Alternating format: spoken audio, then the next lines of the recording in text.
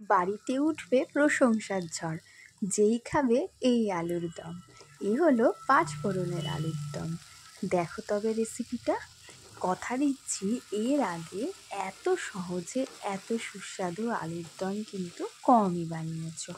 তাহলে আলুর দমের এই রেসিপিটা পুরো দেখার জন্য চোখ রাখতে হবে 5 ফোড়নের পর্দায়।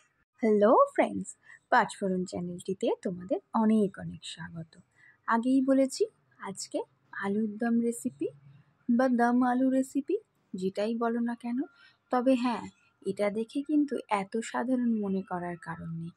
ভাত হোক বা লুচি, পরোটা, রুটি, যে কোনো কিছুর সঙ্গেই কিন্তু এটা খাওয়া যেতে পারে, জমিয়ে দেবে। দেখো, তার জন্য প্রথমেই লাগছে ছোট আলু। যদি এখানে তোমরা ছোট আলু না পাও তাহলে বড় আলু দিয়েও করতে পারো, তাতে কিন্তু কোনো সমস্যা নেই। দেখো, ছোট ছোট আলুগুলো তোমরা প্রথমে ছাড়িয়ে নিতে পারো বা সেদ্ধ করেও ছাড়াতে পারো, তাতে কিন্তু কোনো প্রবলেম নেই। এখানে বড় আলুর ক্ষেত্রেও একই ব্যাপার হবে। প্রথমে একটি কড়াইয়ের মধ্যে সর্ষের তেল দেবে 4 থেকে 5 চামচ মতো, দিয়ে নুন হলুদ দিয়ে আলুটাকে কিন্তু ভেজে নেবে ভালোভাবে। দেখো, একটু লাল লাল করার মতো করেই বেশ ভাজতে হবে। ভেজে এটাকে একটা সাইডে রেখে দেবে। যেরমভাবে দেখানো হচ্ছে তোমরা যদি সেরকমভাবে করো তাহলে কিন্তু অ্যাকুরেট এই স্বাদেরই আলুর দমটা পাবে। অন্যদিকে দেখো, একটা ছোট পেঁয়াজকে কুচো করে নেওয়া রয়েছে, আর রয়েছে একটা ছোট টমেটো, সেটাকেও কুচিয়ে নেওয়া রয়েছে। আর ঝালটা তোমরা তোমাদের ইচ্ছা মতো দেবে। আর লাগবে দেখো, এখানে তোমরা কাঁচা লঙ্কা তোমাদের মতো করে দেবে। আর এখানে লাগবে দেখো 2 থেকে আড়াই চামচ মতো জিরের গুঁড়ো আর 2 চামচ ধনের গুঁড়ো। আর দেখো কি কি দিচ্ছি দেখে নাও এবার। অন্যদিকে কড়াইয়ের মধ্যে কিন্তু 2 চামচ সর্ষের তেল আমি দিয়ে দিয়েছি।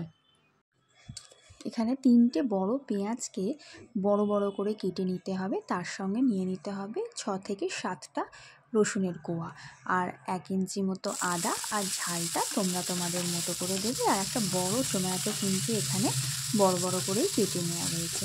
বলছি এটা কেন বড় বড় করে কাটা রয়েছে। এবার কড়াইয়ের মধ্যে এটা একটু নুন দিয়ে ভালো করে ভেজে নেবে, খুব কড়া করে না, কিন্তু হালকা হালকা একটা ব্রাউনিশ কালার যখন আসবে সেই পর্যন্ত এটা ভেজে নিতে হবে। দেখতেই পাচ্ছ ভাজাটা কিন্তু কড়া হয়নি, কিন্তু বেশ একটা নরম নরম ভাব চলে এসেছে। এখানে হলুদ দেওয়ার কোনো প্রয়োজন নেই, সেই জন্য হলুদ দিতে বারণ করছি। আর লঙ্কাটা কিন্তু তোমরা এখানে নিজেদের স্বাদ মতো দেবে।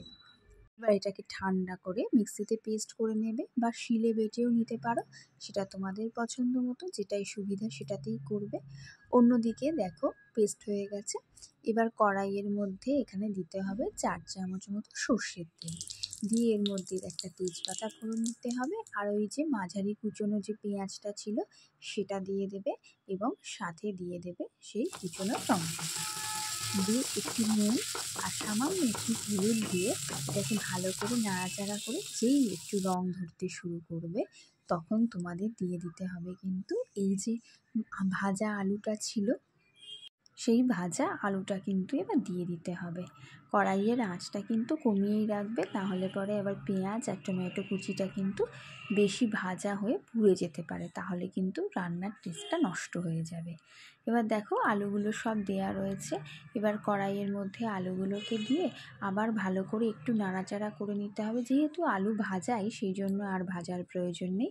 এবার যে পেস্ট করা মশলাটা ছিল, যেটা আগে দেখিয়েছি আমি, সেই মশলাটা কিন্তু এর মধ্যে দিয়ে দিতে হবে। দিয়ে ভালো করে এটাকে নাড়াচাড়া করতে হবে যাতে আলুর সঙ্গে খুব ভালোভাবে মশলাটা মিশে যায়। আমি আবারও বলছি, যেমনভাবে দেখানো হচ্ছে তোমরা যদি তেমনভাবেই করো, এটুকু বলতে পারি দুর্দান্ত হবে খেতে। তোমরা পোলাও বা ফ্রাইড রাইসের সঙ্গে খাও, বা লুচি, পরোটা, ভাত, রুটি, যে কোনো কিছুর সঙ্গেই খেতে পারো, স্বাদ হবে কিন্তু অসাধারণ। এবার যে মিক্সিটার মধ্যে বেটেছিলে সে তার মধ্যেই একটু জল দিয়ে ভালো করে ওটা ধুয়ে এবার ওই জলটা দিয়ে দেবে। আর দিয়ে দেবে প্রয়োজন মতো নুন আর হলুদ, এটা তোমাদের যেমন সুবিধা সেই অনুযায়ী দেবে। আর এখানে আমি দিয়েছি 1/2 চামচ মতো কাশ্মীরি মির্চ। দিয়ে জল দেওয়ার পরে এটাকে ভালোভাবে কষিয়ে একটু নাড়াচাড়া করে এটাকে ভালো করে কষিয়ে নিতে হবে। দেখো এটা কিন্তু ঝোল হবে না বেশি, একটু মাখো মাখোই হবে, তাহলে এটা খেতে বেশি ভালো লাগবে, কারণ এই আলুর দম এত ঝোল ঝোল ভালো লাগে না। এবার আমি এটা ছোটো আলু পেয়েছিলাম বলে ছোটো আলু দিয়ে করেছি, তোমাদের যদি না থাকে তো তোমরা বড় আলু দিয়েই করবে। এরপরে দেখো রান্নাটা একেবারে কমপ্লিট হয়ে গেছে এবং শেষে কিন্তু ধনেপাতা কুচি দিয়ে আমি একদম শেষ করে ফেলেছি রান্নাটা। ধনেপাতা কুচি দিয়ে এটাকে কিন্তু ঢেকে রেখে দেবে। দেখবে কি চমৎকার আর মজাদার স্বাদের হয় এই আলুর দমের রেসিপিটা। এক আলুর দমেই সবার মন জয় হয়ে যাবে। কেমন লাগলো তোমাদের এই রেসিপিটা? যদি ভালো লাগে তাহলে লাইক করে আর আমার চ্যানেলটিকে সাবস্ক্রাইব করে আমার পাশে থেকো আরও নতুন নতুন রেসিপি দেখার জন্য।